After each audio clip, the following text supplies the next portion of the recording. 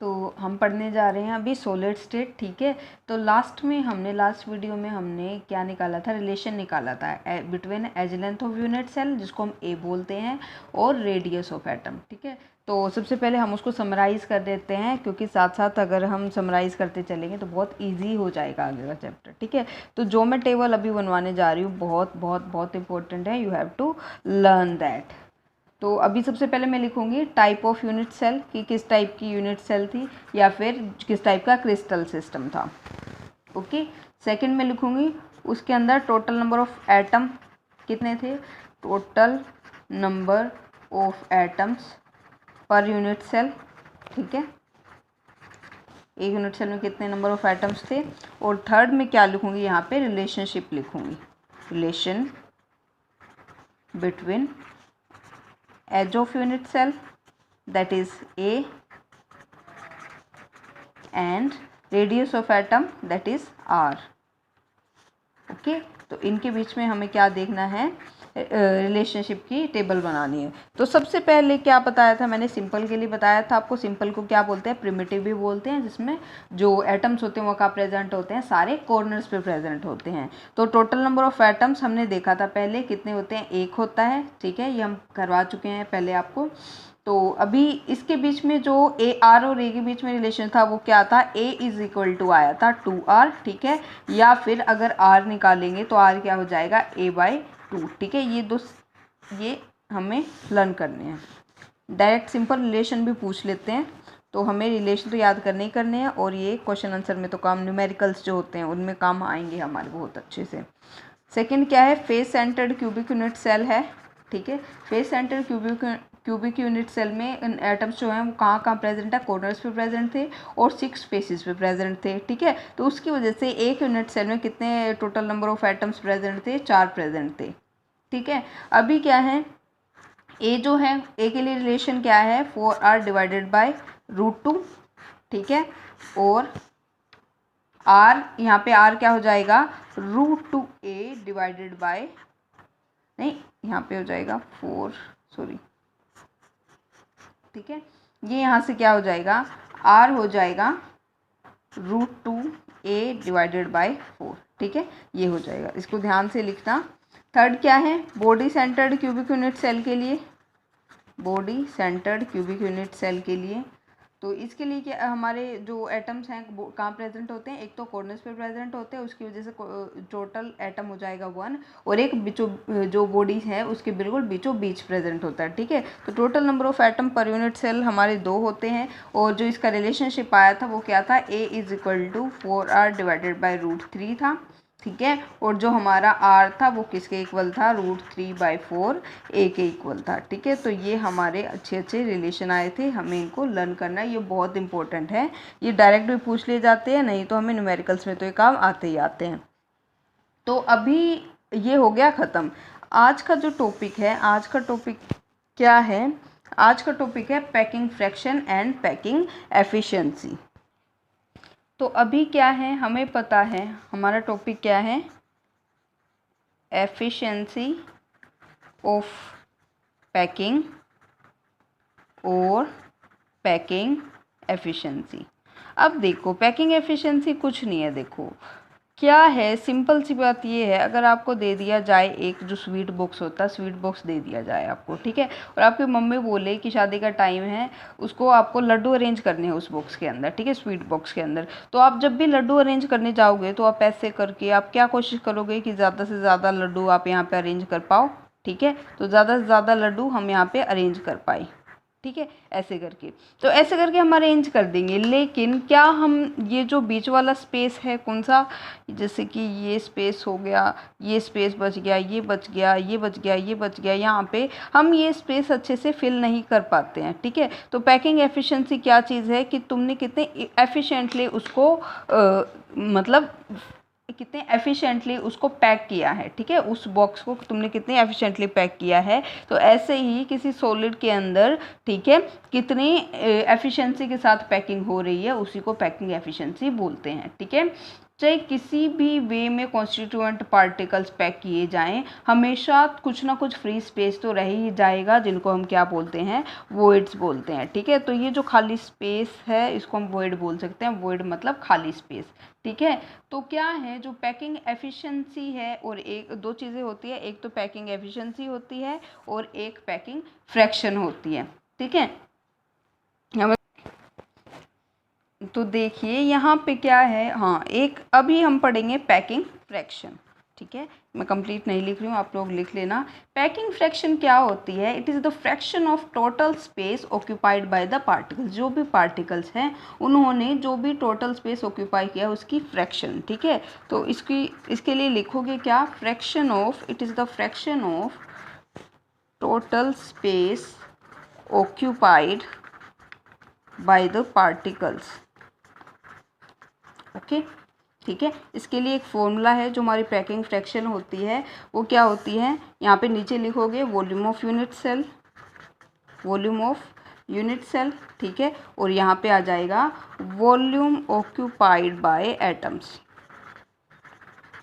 मतलब क्या है, तुम्हारे पास पूरे यूनिट सेल के अंदर कितना वॉल्यूम था, और उसमें तुम्हारे जो एटम्स रखे हुए हैं उन्होंने कितना वॉल्यूम ऑक्यूपाई किया है, वो सिंपल तुम्हारा पैकिंग फ्रैक्शन है। ठीक है, इसके साथ साथ अभी हम पढ़ेंगे पैकिंग एफिशिएंसी क्या होती है। पैकिंग एफिशिएंसी डबल एफ आएगा। ठीक है, पैकिंग एफिशिएंसी, जो पैकिंग एफिशिएंसी क्या होती है, it is the percentage of total space occupied by the particles. ठीक है, पार्टिकल्स ने कितना टोटल स्पेस ऑक्यूपाई किया हुआ है उसकी हमें परसेंटेज में अगर हम देखें तो वो पैकिंग एफिशिएंसी हो जाती है। ठीक है, इसके लिए अगर कुछ लिखो तो आप ये लिख सकते हो, the percentage of total space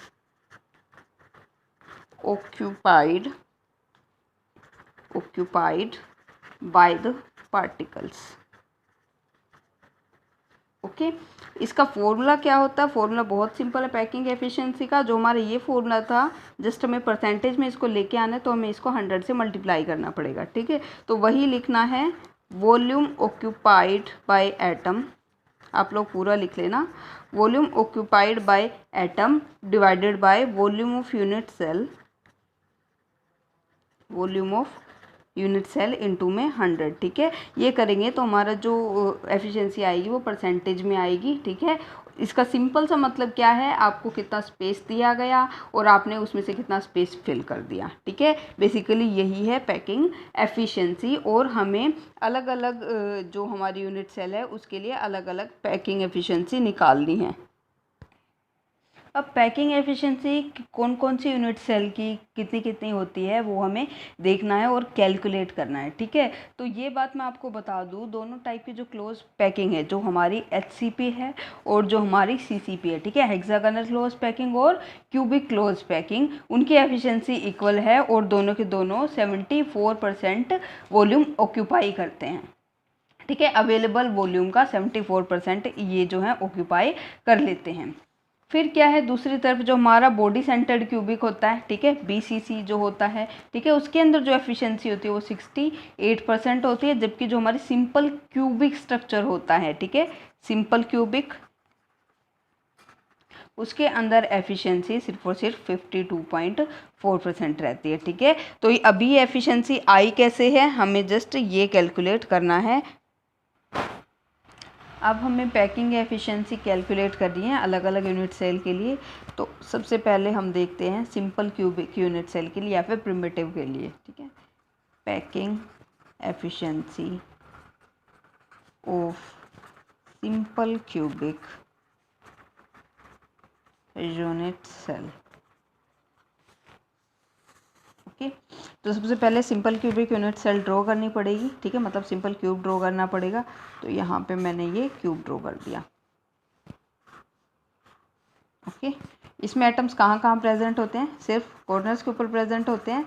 तो 8 कॉर्नर्स के ऊपर यहाँ पे मैंने सारे एटम्स बना दी।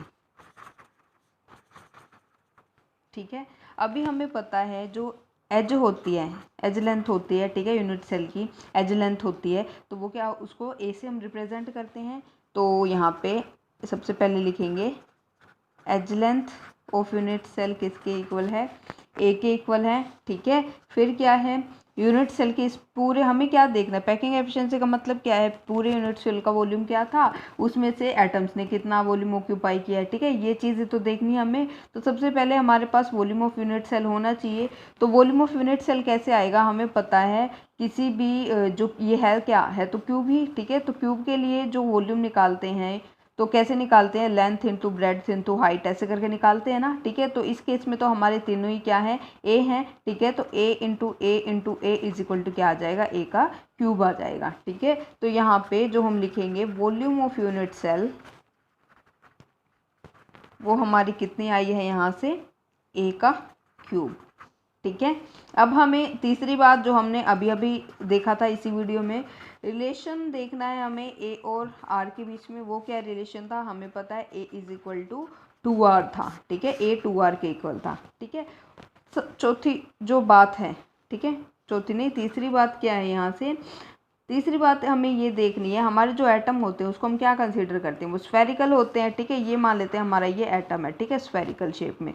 तो यहाँ से इसकी जो रेडियस होती है उस एटम की, वो हमने आर कंसीडर कर ली। अब हमें पता होता है जो स्फीयर होता है उसकी, कोई भी स्फीयर होता है उसका वॉल्यूम क्या होता है, 4/3 पाई आर क्यूब होता है। ठीक है, एटम कैसे हैं, स्फेरिकल।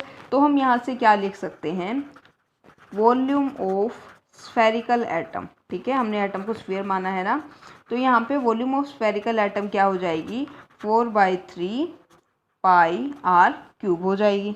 ठीक है, ये तीन चीज़ें हमने लिख ली, इंपॉर्टेंट पॉइंट। ठीक है, चौथी चीज़ क्या है, यहाँ पे हमें ये देखना उसका रैंक कितना है, मतलब क्या है उस यूनिट सेल के अंदर एटम कितने हैं। ठीक है, तो यहाँ पे हम लिखेंगे एटम पर यूनिट सेल कितने हैं, हमें पता है 1 होता है। ठीक है, अभी हमें क्या कैलकुलेट करना है, पैकिंग फ्रैक्शन और पैकिंग एफिशिएंसी। ठीक है, तो हमें पता है पैकिंग फ्रैक्शन या फिर एफिशिएंसी का फॉर्मूला क्या होता है, एफिशिएंसी का फॉर्मूला सबसे पहले क्या होता है, वॉल्यूम ऑक्यूपाइड बाय एटम, ठीक है, divided by volume of unit cell into में 100 होता है। ठीक है, तो इसका मतलब क्या है, हम सबसे पहले इसमें निकालेंगे पैकिंग फ्रैक्शन। ठीक है, क्योंकि पैकिंग फ्रैक्शन को अगर हम डायरेक्टली 100 से मल्टीप्लाई कर देंगे तो बाद में हमारे पास पैकिंग एफिशिएंसी आ जाएगा। पैकिंग फ्रैक्शन का फॉर्मूला क्या था, मैंने आपको बताया था, volume occupied by atoms divided by volume of unit cell। ठीक है, ये था। तो पैकिंग फ्रैक्शन अभी हमें निकालना है, तो वॉल्यूम ऑफ यूनिट सेल यहाँ पे कितनी आई है, वॉल्यूम ऑफ यूनिट सेल ए का क्यूब है। ठीक है, तो डिवाइड में क्या लिखेंगे, ए का क्यूब लिखेंगे। वॉल्यूम ऑक्यूपाइड बाय एटम्स देखना है। ठीक है, हमारे पास पहले तो नंबर ऑफ एटम कैलकुलेट करने हैं, कितने नंबर ऑफ एटम होते हैं, 1 होते हैं। ठीक है, तो 1 आ जाएगा इनटू में उनकी वॉल्यूम। ठीक है, एटम हमने माने कैसे, स्फेरिकल है। ठीक है, तो स्फेरिकल एटम की वॉल्यूम क्या हो जाएगी, 4/3 pi r cube, pi r cube. ठीक है, अब हमें पता है जो ए और आर के बीच में क्या रिलेशन है, यहाँ पे ए जो है वो 2r के इक्वल है। ठीक है, तो यहाँ पे मैं क्या लिख सकती हूँ, 4/3 pi r cube divided by, जो ए है वो किसके इक्वल है, 2r के इक्वल है, तो यहाँ से 2r का क्यूब हो जाएगा। ठीक है, मैं इसको ज़्यादा सोल्व करूँगी तो क्या आ जाएगा, 4 पाई आर क्यूब, 3 को मैं नीचे लेके चली गई। ठीक है, यहाँ से क्या आ जाएगा, 2r का क्यूब। ठीक है, 2r क्यूब को अगर मैं सोल्व करती हूँ तो यहाँ से क्या आ जाएगा, 4 पाई आर क्यूब डिवाइडेड बाय 3। अब हमें पता है मेरे को क्या करना है, इसका क्यूब करना है, तो 2 इंटू 2 क्या होता है, 2 दूनी 4, 4 दूनी 8, 8 होता है। ठीक है, तो यहाँ पे मैं 8 लिख सकती हूँ और r का क्यूब हो जाएगा सिंपल, ये r का क्यूब इस r के क्यूब से कैंसिल हो जाएगा, 4 दूनी 8 होता है। ठीक है, तो ये क्या आ जाएगा, सिंपली पाई डिवाइडेड बाय 6 आ जाएगा। ठीक है, तो जो पाई है उसकी वैल्यू क्या होती है, 3.14 डिवाइडेड बाय 6 होती है। ठीक है, इसको जब हम कैलकुलेट कर तो हमारे पास आएगा 0.52। ठीक है, तो हमारी जो पैकिंग फ्रैक्शन है वो क्या आ गई, 0.52 आ गई। अब हमें क्या निकालनी है, पैकिंग एफिशिएंसी निकालनी है। हमें पता है पैकिंग एफिशिएंसी क्या होती है, पैकिंग एफिशिएंसी होती है volume occupied by atoms divided by volume of unit cell into में 100। ठीक है, तो हमारी पैकिंग फ्रैक्शन क्या आई है, यहाँ पे 0.52 आई है।